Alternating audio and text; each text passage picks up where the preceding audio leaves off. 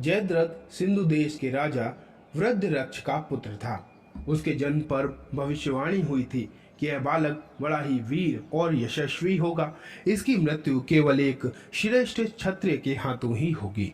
राजा वृद्धक्षत्र बड़ा ही तपस्वी राजा था।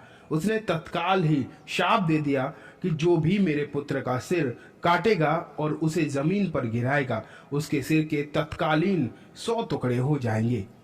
युवा होने पर राजा वृद्धक्षत्र अपने पुत्र को राज्य देकर तपस्या करने चले गए।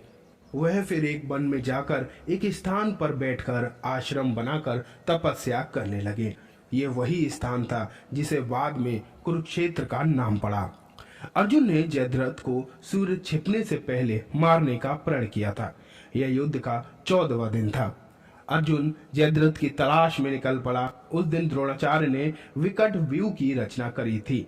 इस व्यू के मध्य में जयद्रथ कौरव वीरों, शूरवीरों, कर्ण, अश्वत्थामा, शल्य, वृषसेन आदि कितने ही महारथियों की सुरक्षा घेरा में था।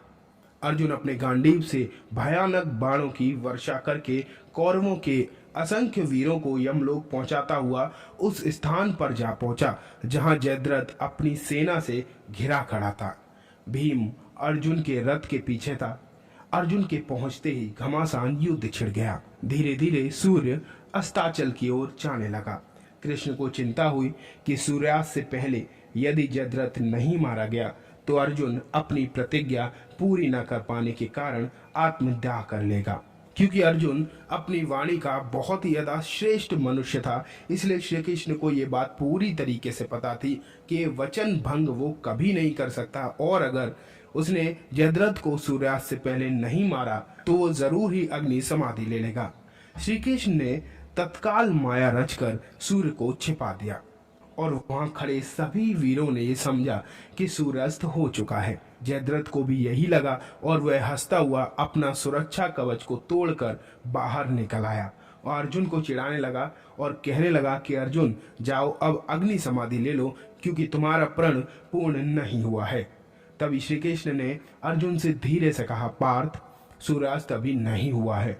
तुम जयद्रथ का मस्तक इस तरह से काटो कि इसका सिर पिता वृद्धक्षत्र की ओर में जाकर गिरे।